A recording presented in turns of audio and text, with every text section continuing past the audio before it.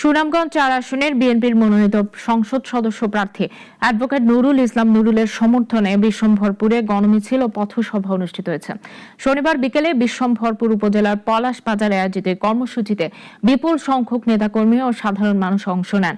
মিছিল শেষে পথসভায় বক্তারা আসন্ন নির্বাচনে ধানের শীষ প্রতীকে ভোট দিয়ে গণতন্ত্র পুনরুদ্ধারের আহ্বান জানান। সভায় জেলা বিএনপির আহ্বায়ক কমিটির সদস্য আব্দুল হক, জেলা বিএনপির সদস্য শেরেনুর আলী সহ অনেকে উপস্থিত ছিলেন। প্রত্যাশা ও আকাঙ্ক্ষিত দিন হলো 12 তারিখ। এই 12 তারিখ আপনারা ধানের শীষে ভোট দেয়া ধানের শীষে যুক্ত করতাম। তাদের